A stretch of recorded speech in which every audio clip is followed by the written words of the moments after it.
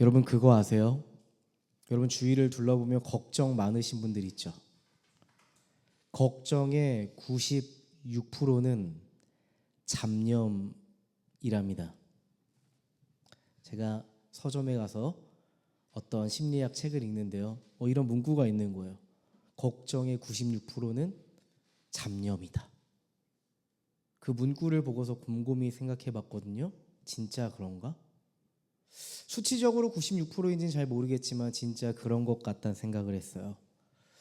여러분 우리가 밤에 잠이 잘 오지 않는 이유, 하루 종일 이상하게 마음이 복잡한 이유는 사실 내 삶에 문제가 많아서가 아니라 잡념이 많아서가 아닐까 이런 생각이 들 때가 있어요.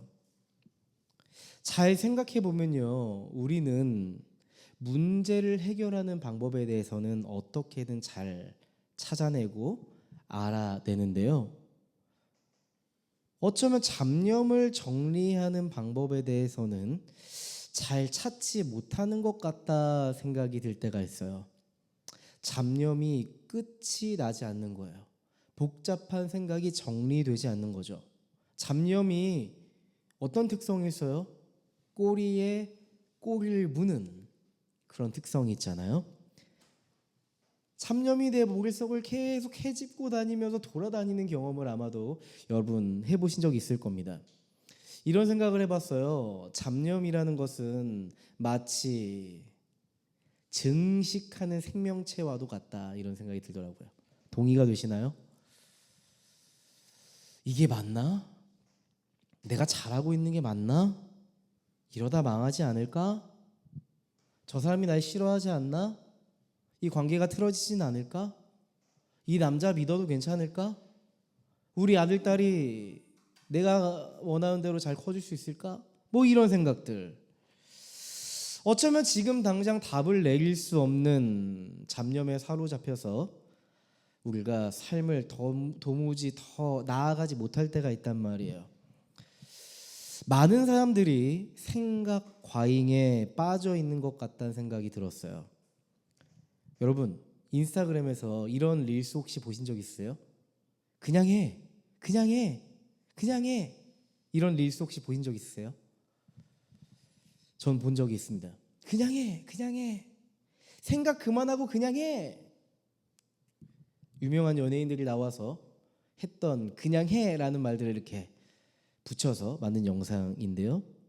그냥 하라는 이 릴스, 저는 그 릴스를 보면서 처음에 물음표였어요. 왜? 생각하면서 진지하게 고민하면서 돌다리로 두드려가면서 해야 되는 거 아닌가? 그렇게 살아야 되는 거 아닌가? 근데 왜 이들은 그냥 하라고 할까? 이런 생각이 드는 거예요. 곰곰이 생각해 보니까 맞아. 너무 생각이 많으니까, 너무 많은 생각이 나를 움직이지 못하게 하니까, 한 발자국을 내딛지 못하게 하니까, 불안과 걱정에 사무쳐서 아무것도 하지 못하고 있으니까 그냥 하라고 하는 건가 싶더라고요. 정말 그런 것 같아요. 강호동 씨가 이런 말을 했어요. 프로는 상상한 대로 되고 아마추어는 걱정한 대로 된다. 이런 말을 했어요. 저 이 말이 참 와닿았어요. 생각의 방향이 인생의 방향을 결정한다는 의미로 들리더라고요. 생각의 방향이 인생의 방향을 결정한다. 그런데 어쩌면 우리는 생각의 방향이 너무 자주 걱정하는 쪽으로 생각을 흘려보내지 않나 싶어요. 이러다 실패하면 어쩌지?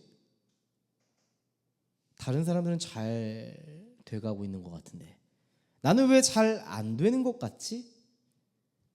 이런 생각들이죠. 여러분 생각이 많아질수록 마음은 더 혼란스러워지고 결정이 더 어려워지는 경험을 하셨을 겁니다. 우리 주위에서 수많은 정보가 있고 지식들이 있는데 그것들을 확인해 봐도 확신이 잘 들지 않는 경험을 해보셨을 거예요. 오히려 내가 알고 있는 지식과 정보가 너무 많아서 오히려 나의 생각의 방향을 잡지 못할 때가 더 많습니다. 심리학자들이 이런 얘기를 해요. 행복을 결정하는 건 생각의 양이 아니라 생각의 질이다. 행복을 결정짓는 건 생각의 양이 아니라 생각의 질이다, 이런 생각을 해요. 그런데 많은 사람들이 더 많이 생각할수록 더 나은 결정을 할 수 있고 결국 내 인생이 행복해질 것이라고 하는 착각에 빠진다는 거예요. 그런데 많이 생각한다고 인생이 더 좋아지거나 행복해지는 건 아니랍니다. 우리 인생도 그런 것 같아요. 때로는 우리는 너무 많은 생각 속에서 인생의 길을 잃어버립니다. 오늘 하나님께서 우리의 생각을 어떻게 정리해 가시고 우리의 생각의 질을 어떻게 바꿔 가시고 우리의 생각의 방향을 어떻게 설정하시고자 하는지 그 이야기를 좀 해보려고 해요. 오늘은 생각이 너무 많은 이들에게 주시는 하나님의 메시지예요. 지난주 말씀을 기억하실 겁니다. 로마서 사도행전 19장에서는 바울이 큰 부흥을 경험하잖아요. 바울의 그 에베소 선교 여정은요, 무척이나 성공적이었습니다. 회심한 사람들이 하나님 나라를 세워가기 위해, 살아내기 위해서 그들의 생계수단이었던 생활 방식 그 자체였던 마술책을 불태우며 새로운 삶을 살기로 결정했잖아요.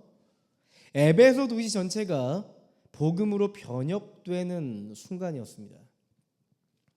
그런데 갑자기 바울이 아주 중대한 결정을 합니다.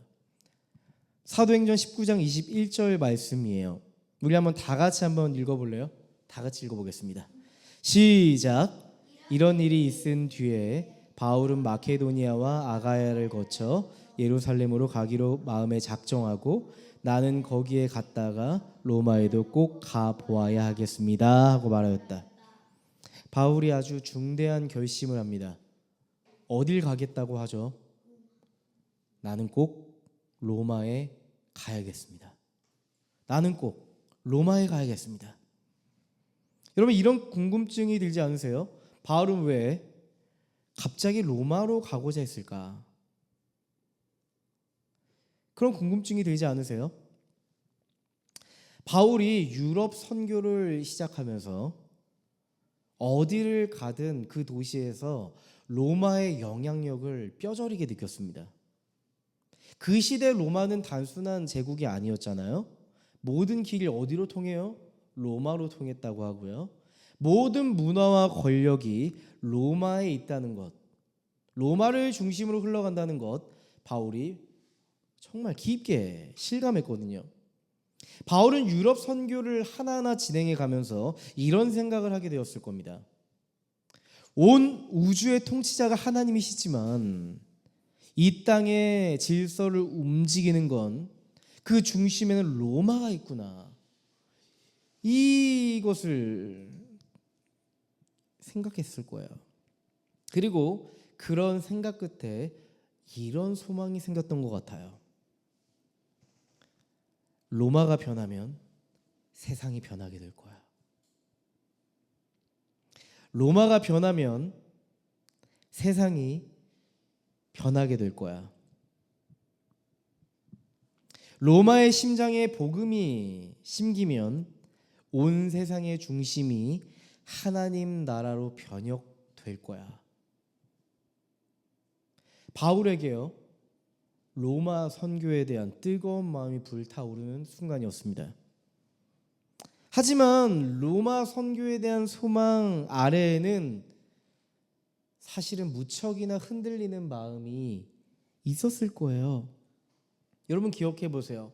바울의 선교 여정을 기억해 보신다면 그는 선교의 여정 속에서 매번 고난을 당했죠. 채찍질 당했고 거짓 모함을 당해서 투옥되었고 돌에 맞아 죽을 뻔한 위기도 있었습니다. 그동안 선교를 하면서 수많은 열매도 있었지만 그의 신체에, 그의 마음에 지울 수 없는 고통의 흔적도 남아 있었거든요. 새로운 도시, 로마라는 도시에 대한 도전도 필요하지만 바울의 내면 안에 이런 생각도 있었을 거예요. 안정적인 사역을 하고 싶다. 이제는 안정적인 사역을 하고 싶은 그런 마음도, 그런 생각도 있지 않았을까 싶고요. 그동안 눈물로 세워놓았던 교회들이 있죠. 고린도 교회, 갈라디아 교회, 빌립보 교회, 데살로니가 교회, 에베소 교회. 이 교회의 공동체, 사랑하는 동역자를 남겨두고 이런 생각을 했을 거예요. 내가 떠나면 그들이 흔들리진 않을까? 어떤 일이 생기진 않을까? 내가 이 도시를 떠나면 그들을 누가 돌볼 것인가? 바울에게 수많은 이런 생각들이 스쳐 지나가지 않았겠어요? 내가 로마로 가는 선택을 했을 때 여러 경우의 수를 따져보며 계산을 해보기도 하고, 내가 그 로마 선교를 한다면 감수해야 되고 포기해야 될 부분들이 막 떠올랐을 거예요. 계산이 됐을 거예요. 바울은 똑똑한 사람이잖아요. 그러면서 이런 생각했겠죠. 과연 이 길이 옳을까? 내가 로마에 가서 잘할 수 있을까? 너무 허황된 꿈 아닐까? 로마로 가는 이 결정이 진짜 하나님의 뜻일까? 미래에 대한 불확실성이 바울의 마음을 뒤흔들어 놓지 않았겠어요? 바울의 생각을 복잡하게 했겠죠. 꼬리에 꼬리를 무는 생각 때문에 사로잡혀 발걸음을 주저할 수도 있었을 것 같아요. 그런 것 같습니다.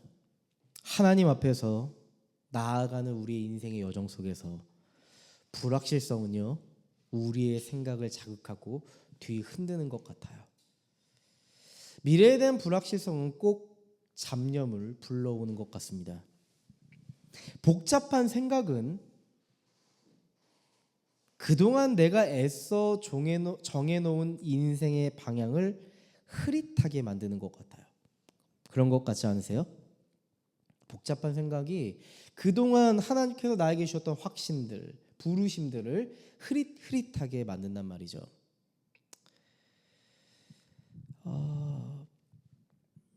여러분 그런 이야기 한번 들어보셨을 거예요. 결혼을 앞두고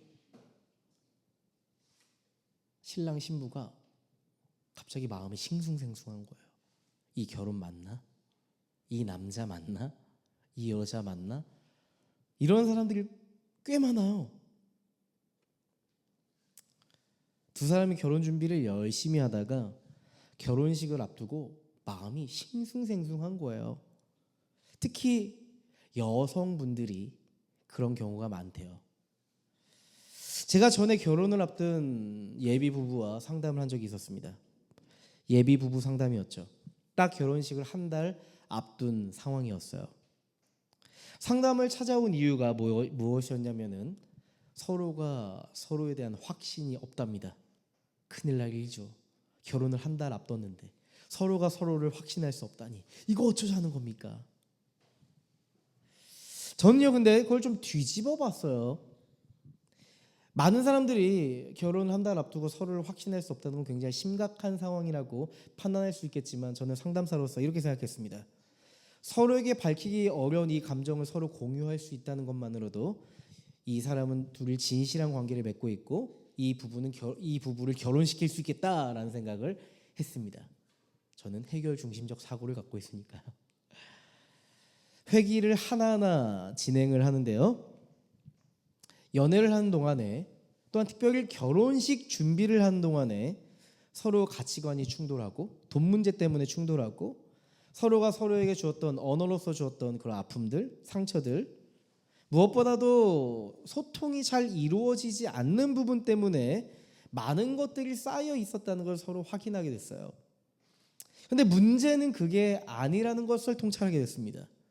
사실 많은 커플들이, 많은 예비 부부들이 결혼식을 준비하면서 이런 에피소드를 겪지 않겠어요? 서로 충돌하는 경험 하겠죠. 근데 그들이 서로 통찰했던 거는 서로 각자의 방에서 생각의 또아기를 틀고 있었던 겁니다. 서로에 대한 오해, 불신의 또아기를, 잡념의 또아기를 틀고 있다가 그게 너무 커져서 온 거예요. 그 작은 사건 하나가 그 방에 들어가서 큰 관계의 문제를 가지고 나오는 거죠. 작은 사건이었는데 생각을 너무 많이 하다 보니까 그 사람은 나쁜 사람이 되어 있는 거예요. 그러니까 이런 생각을 서로 하는 거죠. 이 사람 내가 결혼해도 맞나? 결혼하는 거 맞나? 이 사람과 결혼하는 거 맞나? 너무 나랑 안 맞는 거 아닌가? 내가 이 사람 감당할 수 있을까? 내가 이 사람 성격 감당할 수 있나? 결혼하고 나서도 이렇게 계속 트러블 생기면 내 인생 너무 피곤해지는 거 아닌가? 뭐 이런 생각을 하는 거예요. 이런 복잡한 잡념들이 켜켜이 쌓여서 지금까지 온 거구나라는 걸 통찰하게 됐어요.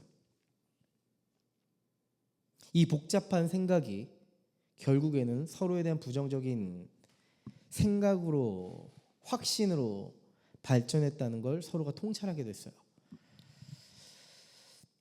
상대방을 이해하려고 하는 생각의 또아리보다 이 결혼이 내 인생의 행복을 가져다 줄 수 있는가에 대한 생각에 집중했던 것 같다는 고백을 하더라고요. 두 사람이 결혼 전 상담을 하면서 작업했던 것은요, 생각에 대한 방향을 바꾸는 거였습니다. 서로를 이해하는 방향으로 생각의 방향을 바꾸어야겠다는 결심을 하는 데서 관계의 변화가 일어났습니다. 서로에 대한 복잡한 생각이 그동안 애써 정해놓은 인생의 방향을 흐리게 만들었구나. 그런 생각을 하게 됐다는 거예요. 그리고 그 상담이 끝나고 이제 모든 상담이 끝나고 1년 후에 다시 만나게 됐어요. 1년 후에. 벌써 1년이 지났죠. 어떻게 살고 있을까? 잘 살고 있을까? 그들이 걱정한 대로 살고 있을까? 어떻게 살고 있을까? 이런 너무 궁금한 거 있죠. 다행히도 그 부분은 그들이 걱정한 대로 살고 있지 않더라고요. 주 안에서 행복하게 서로 사랑하며 서로 이해하며 살아가고 있고, 뱃속에는 두 사람의 아이가 생겼다고 하더라고요. 하나님께서는 상담을 통해서 그 예비 부부의 생각의 방향을 바꿀 수 있도록 도와주셨습니다. 그리고 서로의 관계에서 정리해버려야 할 생각의 영역을 발견하게 하셨어요. 여러분, 바울적 사고를 한번 생각해 보시자고요. 로마 제국의 도시를 선교하면서 바울은 그 도시 안에 뼛속 깊이 박혀있는 로마 제국의 권력과 영향력을 발견했다고 했잖아요. 아마 일반적인 사람이라면 이런 생각을 했을 겁니다. 난 로마 제국 도시와는 진짜 안 맞아. 여기는 우상 숭배밖에 할 줄 몰라. 야, 진짜 이런 데서 계속 선교해도 되는 거야? 삶의 질이 너무 안 좋아지는데 내가 앞으로 이런 사람들 감당할 수 있을까? 앞으로 선교한다면 불미스러운 일 계속 생기지 않을까? 내 인생의 노년에 좀 안정적이어야 되지 않을까? 이런 생각을 했을 것 같아요, 일반적인 사람이라면. 근데 바울은 이러한 잡념, 이러한 복잡한 생각에 갇히지 않았다는 사실입니다. 바울은 오히려 이렇게 생각하잖아요. 내가 로마를 향해 가야 할 이유가 바로 여기 있어 라고 생각합니다. 로마 제국의 영향에 사로잡힌 이들에게, 로마 제국의 영향력에 사로잡힌 이들에게, 우상 숭배에 길들여진 이들에게 복음이 필요해. 내가 가야 해. 그 도시로, 그 로마 제국의 심장으로 내가 가야만 해 라고 생각하잖아요. 여러분, 바울의 생각의 메커니즘을 잘 관찰해 보세요. 바울은 자신에게 닥쳐왔던 문제적 상황이 나에게 미칠 피해를 생각하며 걱정하며 염려하지 않습니다. 바울은 가장 먼저 뭐래요? 문제적 상황을 보고 그 다음 생각의 메커니즘이 뭐예요? 복음이 미칠 영향을 떠올려요. 일반적인 사람들은 이런 생각을 합니다. 문제적 상황을 직면하면 걱정에 뿌리를 둔 자기 중심적 사고를 합니다. 근데 그리스도인들은, 바울은 문제적 상황을 직면했을 때 복음이 미칠 영향이 무엇인지 봅니다. 그리고 내가 행동해야 할 바를 결정하죠. 이런 거예요. 문제적 상황이 복음을 만나면 어떤 일이 일어날까? 복음을 가진 내가 해야 할 일은 무엇인가? 복음은 로마 제국에 무엇을 가져다 줄 수 있는가? 소망이지. 소망이지. 소망 하나지. 그럼 로마 제국으로 내가 가야겠다. 그 누구도 가려고 하진 않는 그 로마에 내가 가야겠다. 여러분, 이게 바울의 사고였어요. 이게 바로 복음적 사고방식입니다. 여러분에게 질문 드리고 싶습니다. 여러분은 복음적 사고방식으로 살아가고 계신가요? 아니면 자기 중심적 잡념에 사로잡힌 사고방식으로 살아가고 계신가요? 체크해 볼 필요가 있어요. 오늘 이 시간 우리가 좀 체크해 볼 필요가 있는 것 같단 말이에요. 로마로 가고자 했던 바울을 보면서 저는 교회를 개척하려고 다짐했던 그날이 떠올랐습니다. 12년간 부교역자 생활하면서 저는요, 복음이 사람에게 임했을 때 변화시킬 수 있는 힘이 있다는 걸 확신했어요. 하나님 나라가 추상적 개념이 아니라 실제라는 것을 저는 경험했습니다. 하나님이 교회를 통해 사람들을 회복시키고 구원을 주시고 소망 주시길 원한다는 걸 저는 절실히 경험했습니다. 그런데 그 이면에 교회, 한국교회 현실은 사실 로마 제국 같았어요. 부목사로 살아가면서 제가 뼈저리게 느꼈던 건 교회가 본질보다는 비본질에 집중한다는 거였어요. 회복시켜야 될 사람보다 진행시켜야 하는 사역에 더 집중하고 있다는 걸 봤어요. 하나님 나라를 수없이 외치고 강단에서 외치고 성도들을 만나서 외치지만 실제 한국교회 구조는 자본주의 구조와 너무나도 많이 닮아 있다는 걸 제가 느꼈어요. 한국교회 안에서 부목사로 생활하면서 저는 이루 말할 수 없는 상처를 입고 아픔을 입고 이렇게 생각할 때가 종종 있었어요. 한국교회랑 나랑 잘 안 맞나 봐, 이렇게 생각했어요. 내가 한국교회 현실을 바꿀 만한 힘이 없다 생각했어요. 내 부르심은 어쩌면 여기까지일 수도 있겠다 생각했어요. 그런 시간들이 있었어요. 그렇게 하면서 저는 결국 마침표를 찍었죠. 부교역자 12년의 생활을 마쳤습니다. 그리고 마치고 있으면 여러분 어때야겠어요? 홀가분해야겠죠? 이제 다 끝났다. 이제 나 해야 할 몫을 했으니까 이제 나도 좀 자유롭게 살자 라고 생각해야 하는데 해방감이 있을 줄 알았는데 그게 아니었어요. 끝나지 않은 것 같다 생각을 했어요. 그동안 겪었던 한국교회의 아픔과 슬픔들, 가슴 아픔들을 보면서 수없이 떠나야겠다 생각했지만 결국에는 모든 게 끝난 그 다음에 전 이런 기도를 하고 있었습니다. 하나님, 저에게 교회 개척을 맡겨주신다면 제가 순종하겠습니다 라는 기도를 했어요.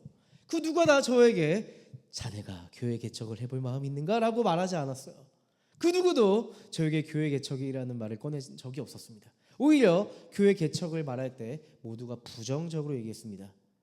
현실적이지 않다고, 더 힘든 길을 왜 가려고 하냐고 저에게 말했습니다. 맞아요. 여러분 잘 아실 겁니다. 제가 돈이 있는 것도 아니고 개척을 도와줄 교회가 있는 것도 아니고 개척을 하겠다고 따라 나선 사람이 그때 당시에 아무도 없었고 그냥 아무것도 없었습니다. 근데 이상해요.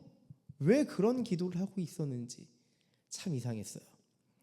갑자기 느닷없이 로마로 가겠다고 했던 바울의 고백처럼 저도 이상하게 교회를 개척해야겠다는 그런 마음의 다짐을 했단 말이죠.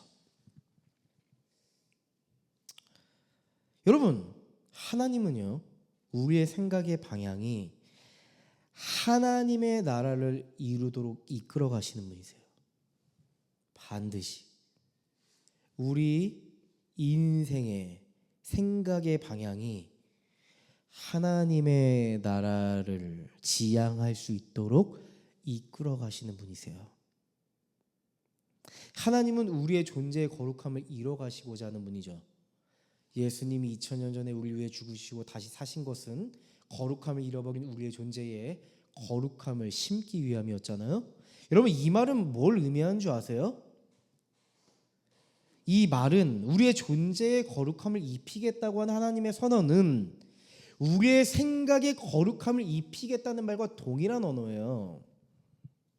우리의 생각의 방향이 하나님의 나라를 지향하도록 만들겠다는 선언이에요.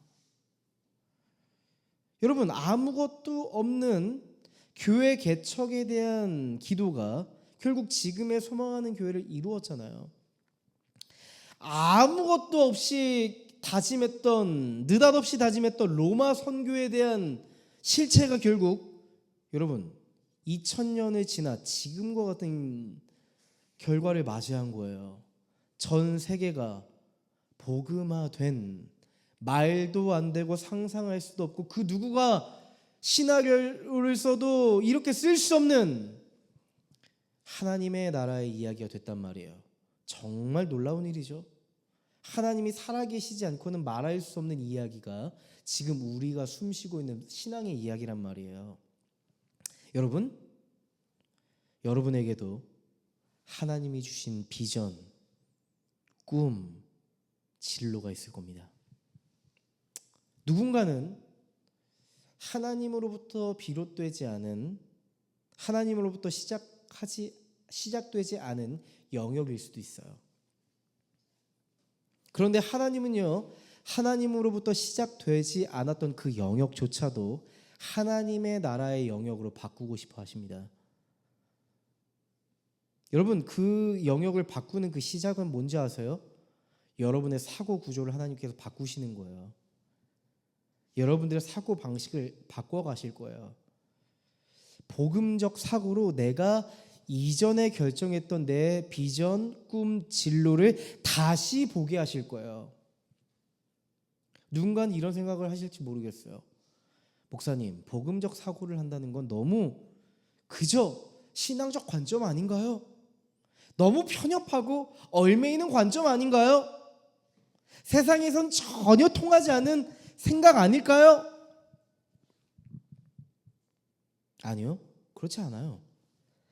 여러분, 복음적 사고는 소망을 품는 사고방식이에요. 복음적 사고는 소망을 품는 사고방식이에요.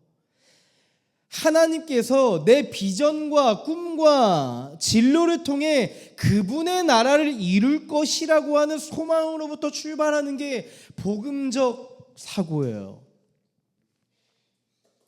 복음적 사고는 나의 행복과 안정감이라는 자기중심적 사고로부터 출발하지 않아요. 불안과 두려움, 걱정과 염려라는 잡념으로부터 출발하지 않는단 말이에요. 여러분, 신앙생활을 함에도 불구하고 두려움과 걱정이라는 잡념에 사로잡히시는 분 계신가요? 가스라이팅을 의심해 보세요. 가스라이팅 말고 갓스라이팅.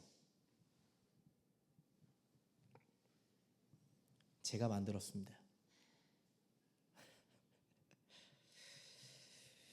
네, 가스라이팅이라는 말을 생각해 보면 하나님이 우리를 가스라이팅 하신다고 라고 생각할 수 있는데요, 그 말이 아니에요.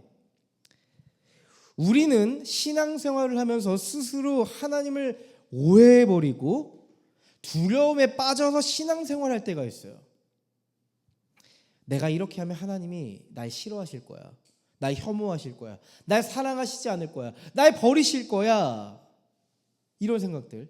내가 하나님 앞에 100% 전적으로 순종하지 않는다면 하나님이 날 기뻐하시지 않을 거야. 이렇게 오해하는 거예요.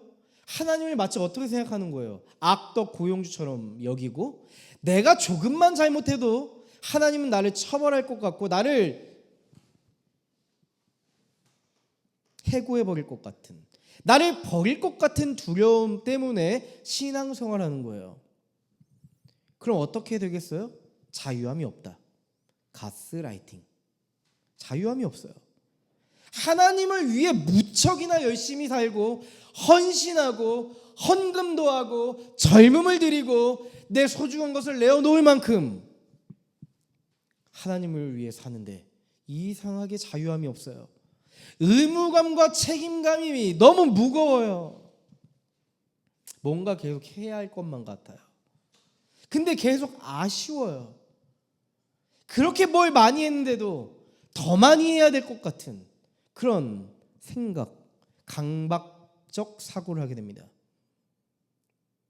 하나님을 경외해서 생기는 일이라고요? 아니요, 그렇지 않습니다. 여러분, 하나님을 경외하는 건 하늘의 아버지를 존경하고 존중하고 사랑하는 것으로부터 발생하는 거예요. 악덕고용주를 막 두려워하고 무서워하고 막 덜덜 떠는 거, 막 도망치고 싶은 것과는 전혀 다른 결이란 말이에요. 근데 많은 그리스도인들이 이걸 오해해요. 악덕고용주 같은 하나님을 보면서 덜덜 떨면서 신앙생활해요. 그건 신앙생활이 아닙니다. 가스라이팅. 하나님이 우리를 가스라이팅 하시는 게 아니라 스스로가 스스로를 가스라이팅 하면서 신앙생활하는 겁니다. 하나님 아버지를 진정 경외한다면 여러분, 우리는요 결코 두려움과 걱정과 염려에 머물러 있질 않아요. 왜일까요? 위대한 하늘의 아버지가 우리에게 있는데 무엇이 무서워요? 연약한 내 인생을 가장 선한 길로 인도하실 하나님의 소망이 우리 안에 있기에 우리를 두렵지 않습니다. 그게 진짜 경외함이에요. 진짜 경외함은 위대한 하나님 아버지께서 나를 어떻게 이끌어 가실까? 그 하나님 아버지께서 나를 어떻게 이끌어 가시고 어떻게 지금의 나를 보실까? 내 상황을 어떻게 만들어 가실까? 이렇게 사고하는 거예요. 이런 생각을 하면서 살아가는 사람들이에요. 혹시 여러분 하나님과 악덕 고용주와 부하 직원과의 관계를 맺고 계시다면 그거 하나님 아닙니다. 여러분 스스로 만들어 온 가스라이팅이에요.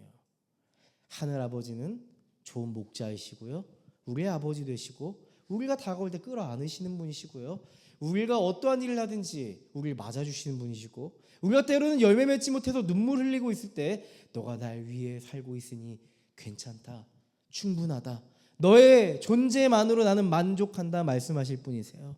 그분은 우리 아버지시니까요. 여러분, 하나님 없는 잡념은 반드시 불안과 절망이라는 결론으로 맞춰질 거예요. 아니면 근거 없는 자신감, 근거 없는 희망, 허황된 꿈을 갖게 할 거예요. 하지만 복음적 사고는요, 내가 지금 가진 것이 없어도 하나님께서 부요한 분이시기 때문에 그분이 친히 이루실 것이라는 소망을 갖게 합니다. 여러분, 지금 여러분이 꿈꾸고 있는 비전, 꿈, 진로에 하나님의 나라를 입혀가세요. 하나님 나라의 색칠을 해보세요. 축구 선수를 꿈꾸고 계세요. 손흥민도 떠올려셔야겠지만 거기에 하나님의 나라를 색칠하세요. 내가 축구 선수를 통해 어떻게 하나님의 나라를 이룰 수 있을지 생각해 보세요. 우리가 교회를 이루고 있습니다. 나중에 멋진 교회가 되고 많은 사람이 차오르는 걸 생각하지 마세요. 그 소망하는 교회에 하나님의 나라로 색칠합시다. 우리 하나님의 나라가 어떻게 덧입혀질지 그걸 상상하면서 우리가 가보자고요. 그렇게 꾸준하게 묵상하고 생각하고 기대하면서 하나님의 소망이 우리의 존재에, 우리가 세워가고 있는 비전에, 우리가 세워가고 있는 교회에 입혀질 거란 말입니다. 바울이 로마로 가겠다고 한 결단한 직후에 에베소에 큰 소동이 일어났어요. 23절 말씀 보시면요, 그 무렵에 주님의 도 때문에 적지 않은 소동이 일어났다 이렇게 써 있어요. 주님의 도 때문에, 복음 때문에 에베소에서 소동이 일어났대요. 복음이 트리거가 돼서 그 도시를 요동치게 했대요. 복음은 에베소 도시 질서를 뒤흔들었습니다. 어떤 일이 일어나냐면 데메드리오와 장인들이 아데미 신상이 팔리지 않는다는 이유로 소동을 일으켜요. 도대체 아데미가 뭐길래 이렇게 소동을 일으킨 걸까요? 아데미는요, 신의 이름이에요. 풍요의 여신이죠. 풍요의 여신 아데미. 에베소 도시 전체가 아데미 신전 중심으로 흘러갔습니다. 아데미 신전은요, 고대 세계의 불가사의 중 하나예요. 길이가 115m, 폭이 55m, 높이가 19m, 대리석 기둥이 몇 개인 줄 아세요? 127개랍니다. 아테네에 있는 파르테논 신전보다 4배나 큰 규모라고 해요. 아데미상의 그 거대한 규모를 보면 우리는 뭘 알 수 있죠? 에베소 사람들이 아데미를 얼마나 중요하게 생각하고 아데미가 얼마나 그들의 인생에 중대한 영향력, 거대한 영향력을 미치고 있는지 우리는 그 규모로서 가늠할 수 있죠. 여러분, 그 당시 핵심적인 세계관을 알려면 그 도시의 가장 큰 건축물을 찾아보면 알 수 있습니다.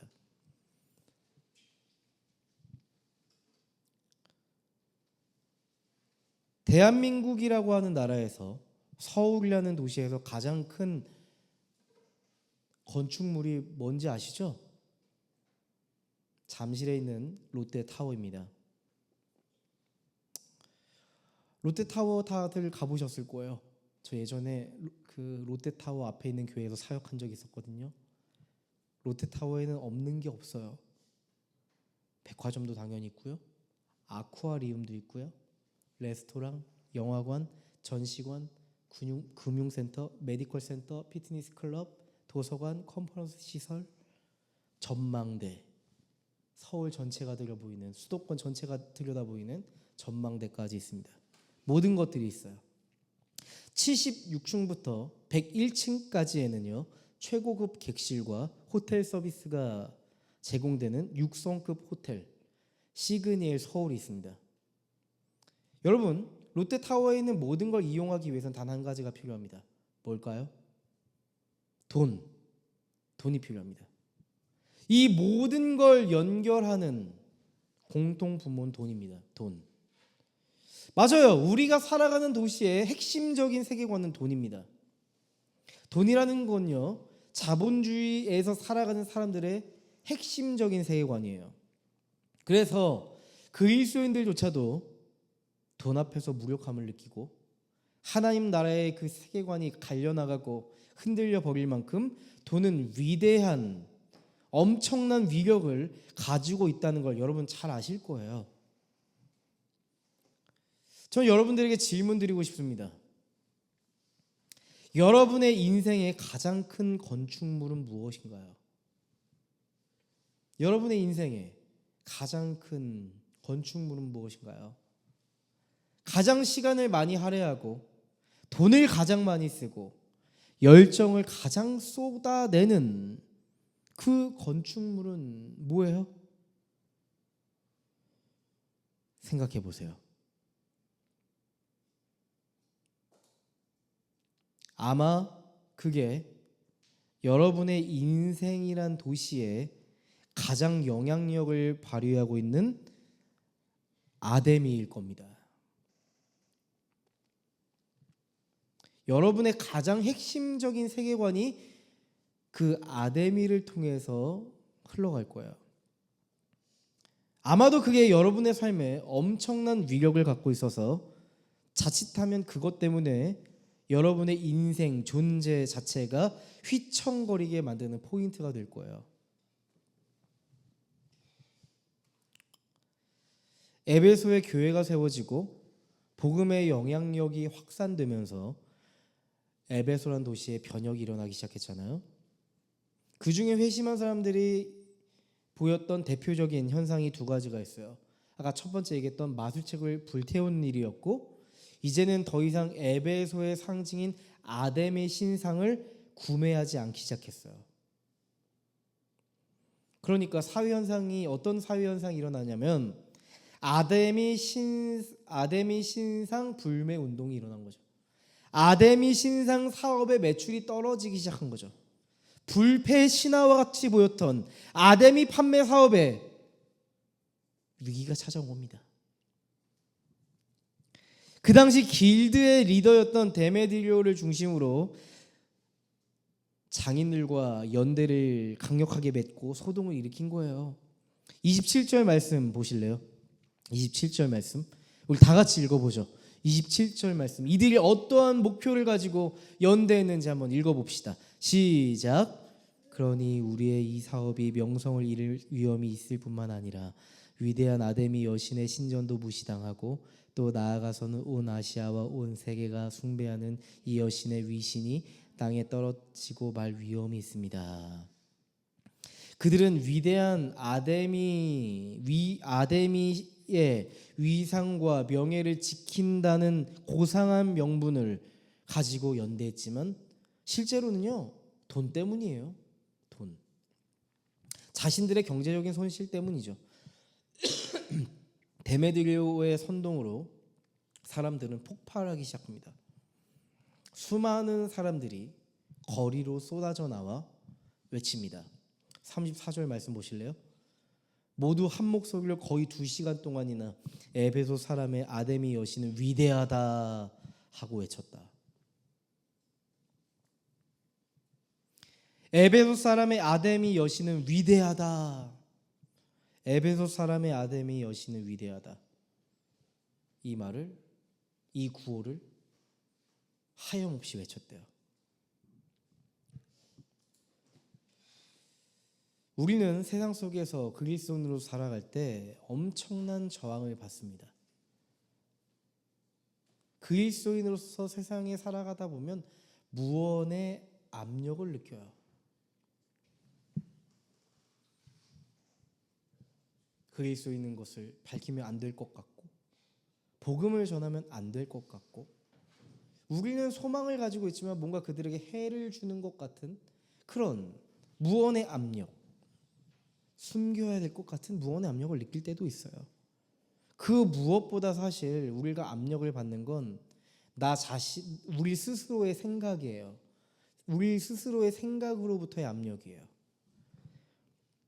돈의 위력 앞에서, 권력의 위력 앞에서, 영향력의 위력 앞에서, 안티 크리스찬들의 위력 앞에서 우리는 이런 생각을 하죠.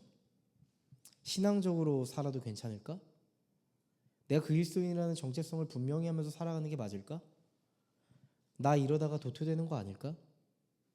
나도 세상의 아담이 한쪽에 품고 예수님도 품고, 난 품이 넓은 사람이니까 세상도 품고 예수님도 품고 그렇게 살아야 되는 거 아닌가? 이런 내면의 생각을 가질 때가 있단 말이에요. 마치 두 개의 자아를 가진 것 같은 그리스도인들이 있어요. 두 개의 자아의 생각이 부딪히면서 우린 치열한 내적 갈등을 할 때가 있단 말이에요. 차라리 복음을 잘 알지 못한다면, 복음을 모른다면 세상이 요구한 대로 살아가는 한쪽의 자아대로 생각하고 살아가면 되잖아요. 세상의 법칙대로, 세상의 질서대로 돈을 추구하고 명예를 추구하고 권력을 추구하고 영향력을 추구하면서 도시의 세계관, 아담이의 세계관대로 살아가면 되는데요. 오히려 복음을 아는 우리는 더 복잡해요. 사실 너무 더 복잡하단 말이에요. 두 개의 자아가, 예수를 따르는 자아와 세상을 따르는 자아가 부딪혀서 더 복잡한 사고방식을 갖게 된단 말이에요. 복음이 내 삶에 깊이 들어오면 들어올수록 내 생각의 중심에 놓여 있는 아데미가 보이기 때문이죠. 우상이 보이기 때문이죠. 내가 세상 속에서 의지했던, 예수 없이 의지했던 모든 것들이 흔들리기 시작합니다. 이게 맞을까? 여러분, 진짜 그리스도인으로 살기를 원하신다면 한쪽 자아만 선택하세요. 한쪽 자아만 선택해야 혼란스럽지도 않고 복잡하지도 않습니다. 복음을 선택한 자아를 선택할 것인가? 아데미를 가진 자아를 선택할 것인가? 여러분, 우린 이거랑 싸우고 있는 거예요. 지금 이 자리에 있는 분들은 전 확신합니다. 복음을 선택한 자아로 살아가기를 원하시죠? 다 저를 쳐다보고 계시지 않은데요. 여러분, 사실 복음은 심플합니다. 복음은 명확하고 선명해요. 복음은 우리의 생각, 사고방식을 심플하게 만들어요. 그리스도인이 지향해야 될 방향성을 명확하게 만드는 게 사실 복음이에요. 여러분, 창세기에 나오는 아브람과 사라를 떠올려 보세요. 분명 하나님은 이 두 사람에게 아들을 주시겠다고 했어요.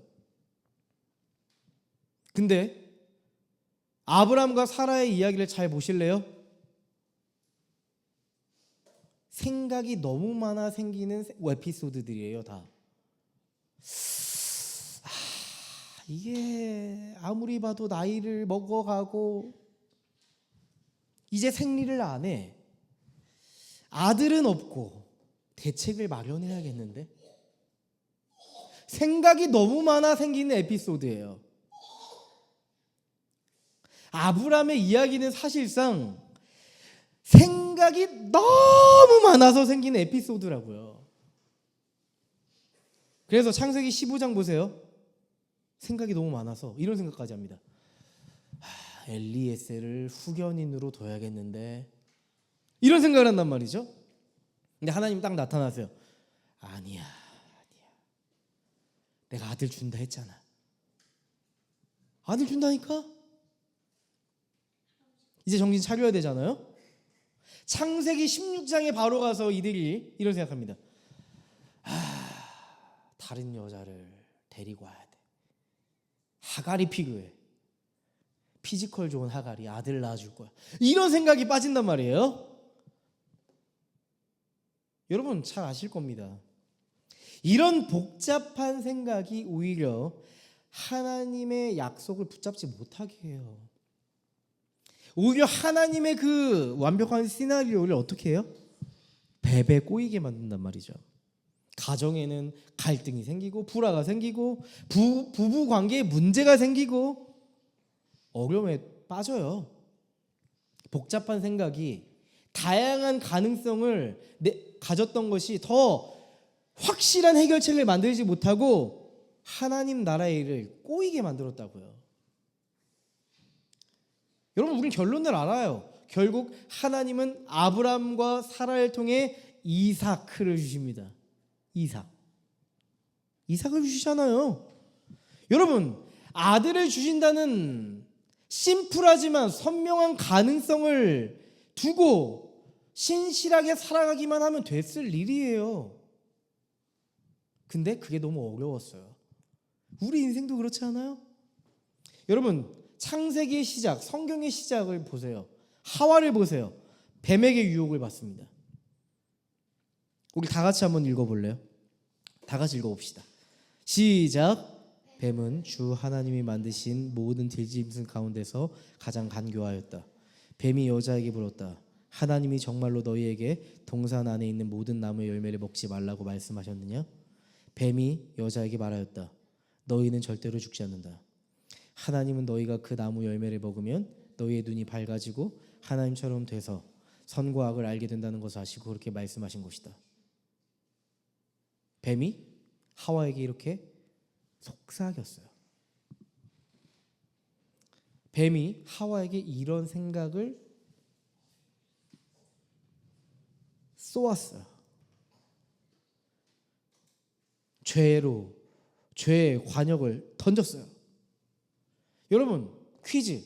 여기서 하와가 해야 될 반응은 뭘까요? 하와의 반응 뭐예요? 어떻게 해야겠어요?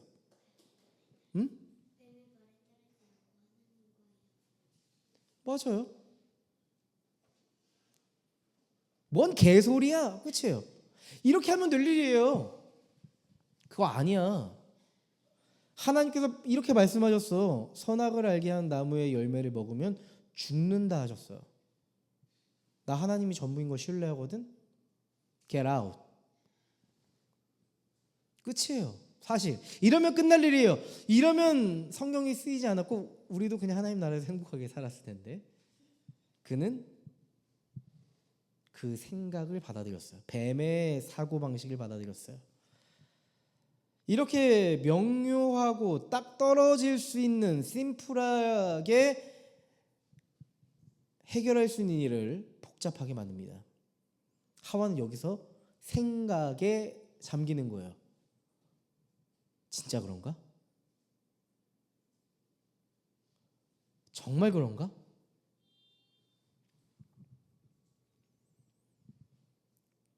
거기서부터 인류의 역사가 죄의 역사로 발전되게 되죠. 여러분, 사실 복음은 심플합니다. 성경이 말하는 사랑과 정의를 선택하는 것을 망설이고 이걸 복잡하게 생각하고 있다면 우리는 당연히 다른 가능성을 염두에 두고 있는 거예요. 우리는 다른 생각에 유혹을 받으면서 잠식당하고 있는 거예요. 여러분, 우리는 생각보다 간교한 뱀 같은 것들이 우리 주변에 참 많아요. 여러분, 우리는 사실 우리 스스로를 수많은 가르침으로부터 노출시키고 있어요. SNS를 보시면 수많은 사람들이 우리를 가르쳐 드리려고 하잖아요. 수많은 전문가들이 나와서 우리를 가르쳐 드리려고 하잖아요. 릴스나 스레드 보면 정말 뱀 같은 분들이 많다는 걸 느껴요. 물론 좋은 말들, 해박한 지식들, 도움이 되는 것들도 넘쳐납니다. 그런데 그게 옳고 그름을 떠나서 오히려 그런 의견들, 그런 관점들이 여러분 우리 생각을 복잡하게 만들 때가 있어요. 그런 적 없으세요? 또한 한 릴스 안에서 서로 다른 의견을 볼 때가 있어요. 충돌하는 거죠.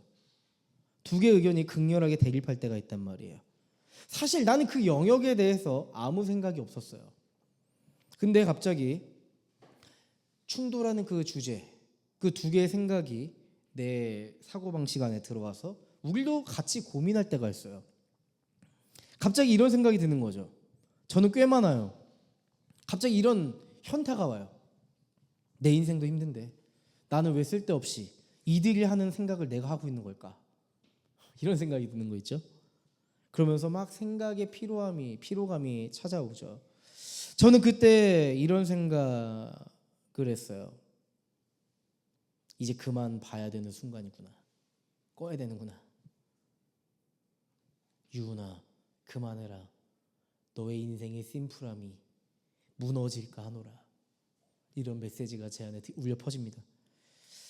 여러분, 우리는 너무 나를 가르치는 것들에 노출시키고 있어요.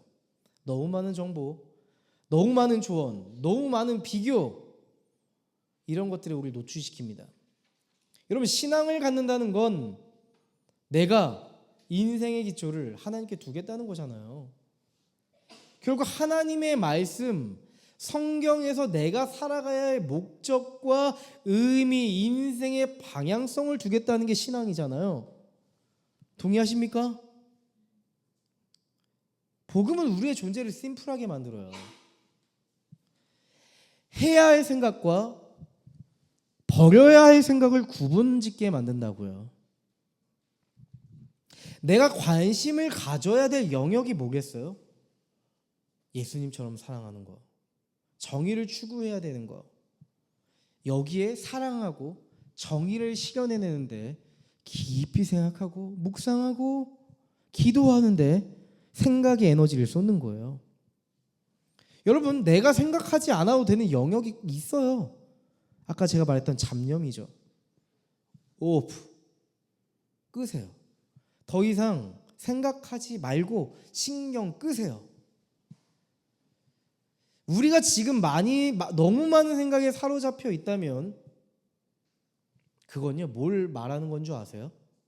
우리의 인생에 하나님의 말씀 없이 다른 가능성들로 내 인생을 계속 점철시키려고 우리가 시도하고 있기 때문에 복잡한 거예요. 결코 진리는 우리를 혼란스럽게 하지 않습니다. 요한복음 8장 32절 말씀에 보면 이런 말씀이 있죠. 진리를 알지니 진리가 너희를 자유롭게 하리라. 진리를 알지니 진리가 너희를 자유롭게 하리라.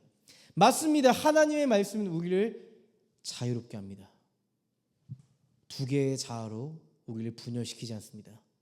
일관된 삶, 하나님 나라를 향해 나아가는 일관된 삶으로 우리의 삶을 자유롭게 만듭니다.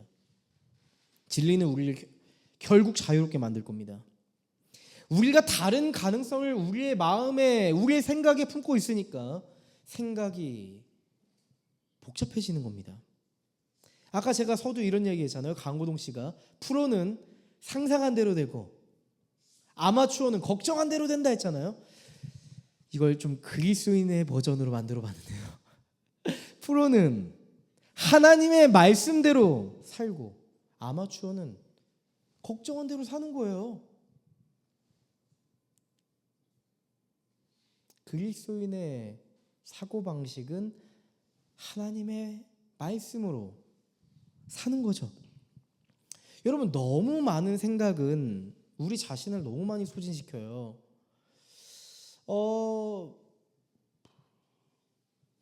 심리적인 문제로 찾아오시는 분들의 이야기를 들어보잖아요. 저는 제가 원하는 술도 잘 마시고 친구들도 많이 만나고 저 그냥 하고 싶은 거 하고 다 살거든요. 근데 번아웃이 왔어요. 왜 그럴까요? 전 그럴 때 꼭 묻는 게 있어요. 아무것도 하지 않을 때 당신은 뭘 하세요? 물어봐요. 아무것도 하지 않을 때, 친구랑 만날 때 말고, 일할 때 말고, 여행 다닐 때 말고 그냥 혼자 있을 때 뭐 하세요? 그럼 꼭 하는 말이 있어요. 어떤 사건을 생각하면서 계속 불안해한다, 걱정한다고 얘기해요. 그것 때문에 내 인생이 소진되고 있는 거예요. 누군가는 이렇게 그게 큰 문제냐고 생각할 거예요. 목사님, 저는 그냥 침대에 누워서 그냥 생각만 했어요. 여러분, 그게 에너지가 닳고 있는 거예요. 여러분, 생각한다는 건 에너지를 닳게 하는 거예요. 일하고 있는 거예요. 신체가 활성화되어 있는 거예요. 여러분, 잘 아시는 것처럼 우리의 에너지는 한정적입니다. 우리는 한정적 시간을 살아가요. 우리는 점점 늙어가고 있어요.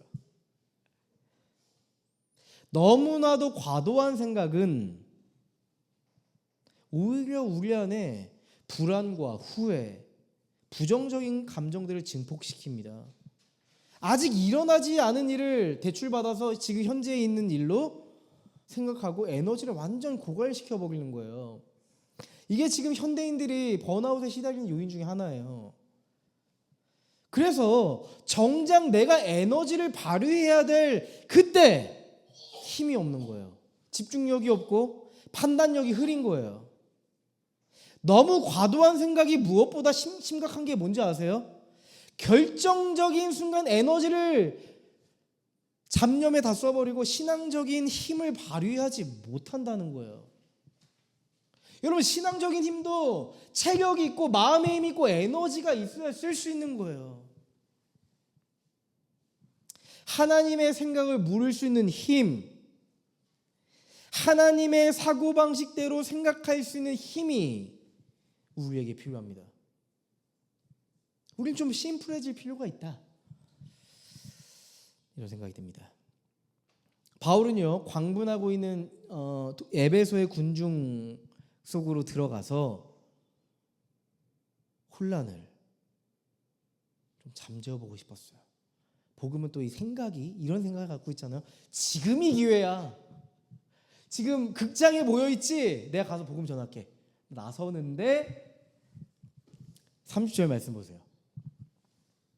바울이 군중 속에 들어가려고 하였으나 제자들이 그것을 말렸다. 제자들이 말렸대요. 더 이상 이 광분에 빠진 이 시민들, 군중들을 이성적으로 설득하는 게 불가능했기 때문이에요. 무엇보다도 바울이 지금 여기 나가잖아요. 바울 죽게 생겼어요. 바울이 위험에 빠질 게 분명했어요. 이 수습 불가능한 상황에서 전혀 예상치 못했던 한 사람이 등장해요. 에베소 시청 공무원입니다. 에베소 시청 서기관이 사람들 앞에 서요. 저는 이런 생각이 들어요. 바울이 나서서 하나님의 역사를 쓰면 참 좋을 텐데 갑자기 시청 공무원이 나타나서 했던 이야기를 성경에 빼곡히 적어놓는단 말이죠. 의아하지 않아요? 39절부터 41절. 사실 그 전부터 시청 공무원의 이야기인데 너무 기니까 제가 핵심만 가져왔어요. 39절부터 41절 다 같이 읽어보도록 하겠습니다. 시작. 여러분이 이 이상으로 해결하고자 하는 어떤 문제가 있으면 그것은 정식 집회에서 처리되어야 할 것입니다. 우리는 오늘 일어난 이 일 때문에 소유죄로 문책을 받을 위험이 있습니다. 우리는 이 소유를 정당화할 수 있는 아무런 명분이 없습니다. 이렇게 말하고서 그는 모임을 해산시켰다. 성경을 볼 때 바울이 이렇게 말하자 그는 이 모임이 해산되었다. 이렇게 하면 참 좋을 텐데 시청 공무원이 영성이 깊은 걸까요? 행정력이 대단해서일까요? 이 모임을 해산시켜 보겠대요. 군중들의 광기가 사그라들고 이 아데미 신상은 위대하다 외쳤던 이들의 모임이 해산됐다는 거예요. 사람들이 서졌대요. 그냥 우리가 겉으로만 보잖아요. 시청 공무원의 중재로 허가받지 않은 집회가 흩어지고 해산되었다. 뭐 이렇게 객관적인 이렇게 사실로 볼 수 있지만 우리는 그 수면 아래에 있는 그 역사의 전면 뒤에 있는 하나님의 손길을 느낄 수 있잖아요. 그렇죠? 그 뒤에는 아주 섬세한 하나님의 손길을 느낄 수 있어야 할 겁니다. 하나님은 혼돈의 질서에 놓여 있는 도시를 잠잠케 하시는 분이세요. 하나님께서는 바울이 다칠까 그를 보호하시고 시청 공무원을 통해서 에베소 도시의 사람들을 잠잠케 하셨습니다. 여러분 저는 꼭 이 말씀을 말씀드리고 싶었어요. 오늘 말씀을 보면서 하나님께서는요 걷잡을 수 없었던 도시 혼란을 잠재우셨던 것처럼 하나님은 우리의 마음 속에서 생각 속에서 일어나는 혼란도 잠잠하게 하실 수 있는 분입니다. 하나님께서 도시의 소동을 멈추셨던 것처럼 우리의 마음과 생각의 소동도 멈출 수 있는 분입니다. 우리가 아무리 머릿속이 복잡하고 아까 제가 서두에 이야기했던 것처럼 걱정의 96%가 잡념일지라도 하나님은 우리의 마음과 생각을 잠잠하게 하실 수 있는 분이에요. 우리는 계속 생각하면서 이렇게 하잖아요. 이런 가능성을 염두에 두잖아요. 이렇게 하면 문제가 풀리지 않을까? 내가 더 노력하면 해결되지 않을까? 이렇게 하면 되지 않을까? 저렇게 하면 되지 않을까? 이런 생각을 하는데요. 하나님은 이렇게 말씀하실 거예요. 우리한테. 유은아, 너 혼자 그 문제 해결하려고 하지 말고 나와 함께 풀어보지 않을래? 너 혼자 외롭게 고군분투하지 말고 나랑 그 문제 풀어보지 않을래? 이게 하나님의 생각 아닐까요?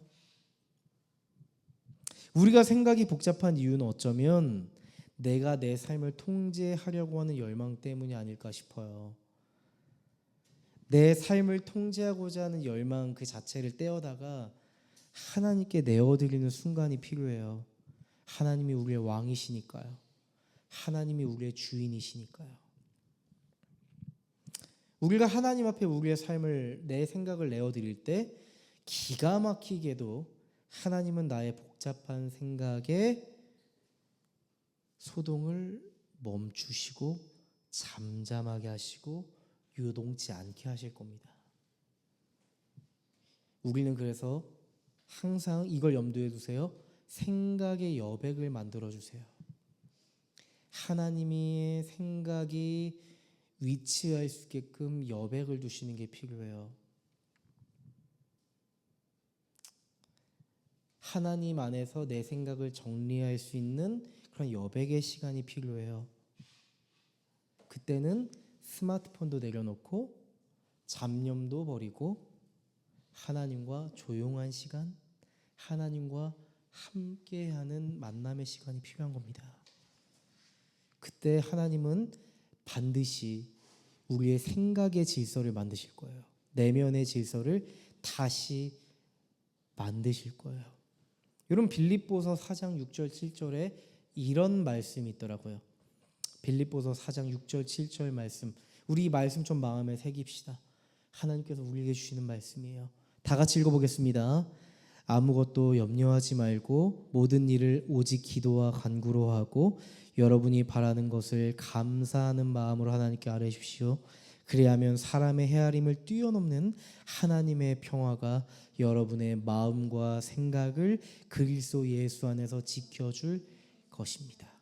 제 말이 맞죠? 주님이 우리의 생각의 여백 속에서 평화를 주신대요. 정리해 주신대요. 우리의 마음과 생각을 지켜주실 거래요. 아무것도 염려하지 말래요.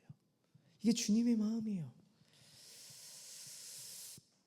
여러분, 예수님은 생각이 너무 많은 우리의 존재를 위해 이 땅에 오셨다는 걸 기억해 주세요. 예수님은 인간의 복잡한 마음과 생각 가운데 들어오셨습니다. 우리의 계산, 불안함, 죄책감, 그리고 멈추지 않는 자기 통제 안으로 들어오셨어요. 예수님은 단지 문제를 해결하기 위해 오신 것이 아닙니다. 우리의 마음의 구조를 새롭게 하기 위해 오셨어요. 우리가 끊임없이 내 인생을 통제해야 된다라고 생각할 때 예수님이 십자가 위에서 고백하시고 선언하셨던 걸 꼭 기억해 주세요. It is finished. 다 이루었다. 이 말은요, 더 이상 우리 스스로 내 생각으로 내 인생을 구원하기 위해서 애쓰지 않아도 된다는 선언입니다. 우리의 복잡하고 혼란스러운 생각 속에서 예수님은 십자가를 통해 마침표를 찍으셨어요. 가장 완전한 정리, 우리 인생의 생각의 정리를 마치셨어요. 우리가 잡념에 사로잡혀 살아가지 않도록 자신을 십자가에 내어주셨어요. 우리는 더 이상 우리 인생의 목적, 삶의 이유를 찾기 위해 다른 가능성, 다른 생각에 사로잡힐 필요가 없습니다. 이제 더 이상 나를 증명하기 위해서 불안이 주는 생각에 사로잡힐 필요가 없습니다. 예수께서 십자가에서 우리가 살아가야 될 목적과 우리가 증명해야 될 그 증명을 다 이루셨기 때문이죠.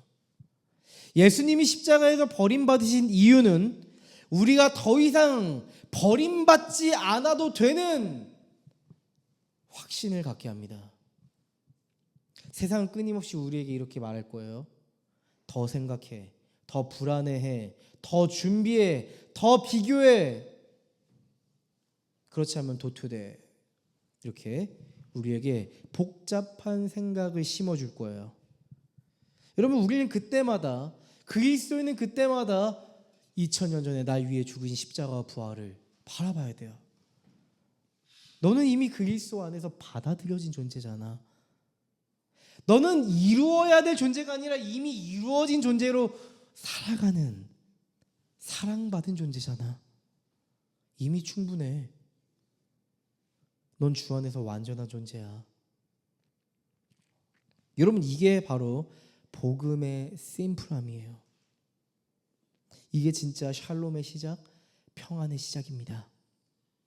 예수님은 복잡한 세상 속에서 심플하게 살아내셨잖아요. 그분은 세상의 논리로서 대응하시지 않고 그렇게 맞서지 않고 하나님 아버지의 뜻에 집중하며 한 걸음 한 걸음 살아가셨어요. 새벽을 깨우며 기도하셨고 순간순간마다 기도하며 하나님의 뜻을 찾으며 복잡한 순간을 심플하게 만드셨죠. 왜일까요? 예수님의 생각의 중심에는 늘 하나님을 향한 신뢰와 사랑, 또한 죄인을 위해 구원하고자 하는 오롯한 사랑, 죄인을 구원하고자 하는 오롯한 사랑이 예수님의 심장을 뛰게 했단 말이에요. 여러분, 우리의 중심을 다시 예수님께 맞춘다면 놀랍게도, 너무 신기하게도 자연스럽게 우리의 모든 생각이 정리되기 시작할 거예요. 여러분, 이런 기적을 경험하고 싶지 않으세요? 여러분, 혹시 한 주간 여러분의 인생을 살아가다가 생각이 너무 많아서 잠 못 이루는 밤이 찾아온다면 꼭 기억해 주세요. 예수님께 이렇게 기도해 보세요. 주님, 제 생각의 주인이 되어 주세요.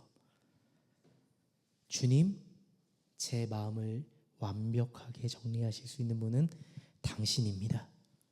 당신께 제 삶을 드립니다. 그때 주님은 복잡한 현실과 생각 속에서 우리의 존재를 지켜주실 겁니다. 우리 서로에게 한번 화이팅 한번 할까요? 화이팅!